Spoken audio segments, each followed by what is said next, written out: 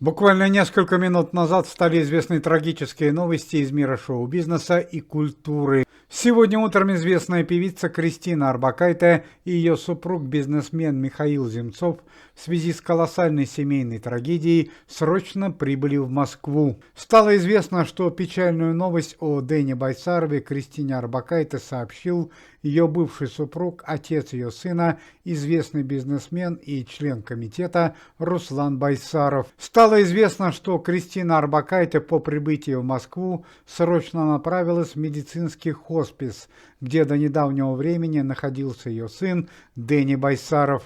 Трагическая история Дэни Байсарова, которая произошла несколько лет назад, хорошо известна не только российской общественности, но и практически любому зрителю, который следит за новостями культуры и шоу-бизнеса. Печальное событие началось еще осенью 2022 года. Внук Аллы Пугачевой и сын Кристины Орбакайте Никита Пресняков попадает в дорожно-транспортное происшествие в Соединенных Штатах Америки. Вместе с ним в аварию попадает и дочь Кристины Орбакайте Клава.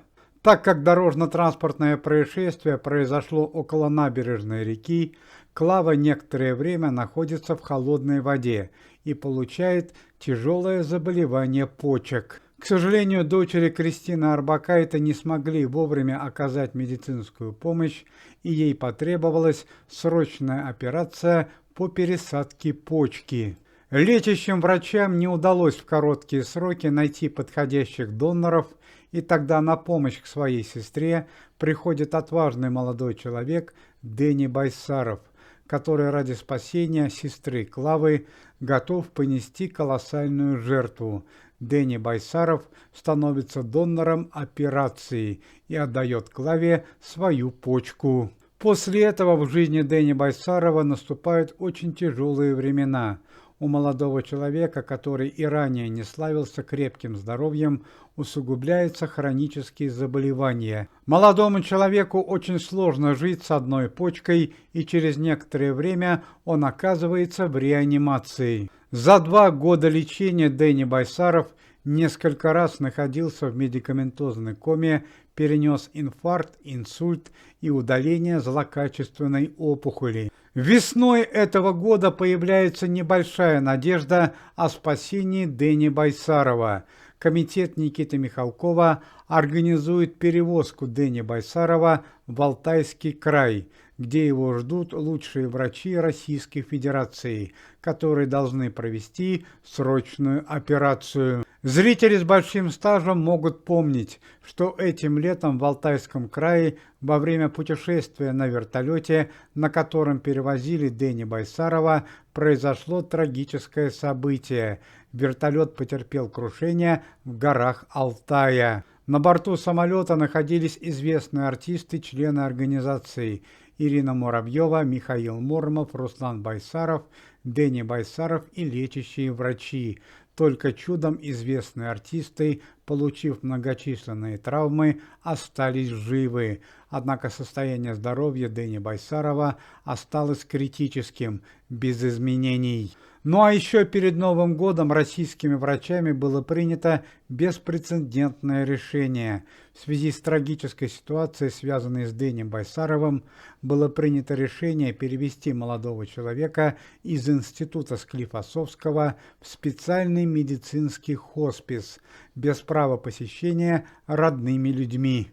Почти 3 недели лучшие врачи Российской Федерации боролись за жизнь молодого человека, однако это не принесло никакого результата. Вчера вечером медики сообщили Руслану Байсарову и Кристине Орбакайте, что родители имеют право последний раз посетить Дэни Байсарова в медицинском хосписе, так как дальнейшее лечение молодого человека в связи с чрезвычайной ситуацией не имеет никакого смысла и эффективного результата.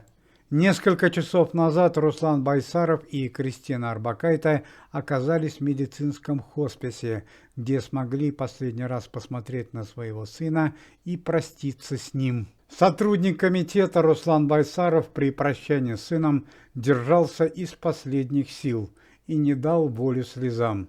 А вот Кристина Орбакайте встала на колени, попросила прощения у Дэни Байсарова и разрыдалась. Хорошо известно, что Кристина Орбакайте мало занималась лечением Дэни Байсарова и большее внимание уделяла своей дочери Клаве. Вероятно, в момент прощания с сыном Кристина Орбакайте поняла свою роковую ошибку. Руководитель медицинского хосписа, врач высшей категории Виталий Агеев обрисовал дальнейшую судьбу Дэни Байсарова. По словам медицинского работника, в самые ближайшие дни в связи с бесполезностью и неэффективностью лечения Дэни Байсаров будет отключен от всех средств жизнедеятельности. Это означает, что остается одна надежда – молитва и на способность восстановиться молодого организма Дэни Байсарова. Ну а буквально несколько минут назад стала известна очень приятная новость о сотруднике антикоррупционного комитета Никиты Михалкова, известном телеведущем Николае Дроздове.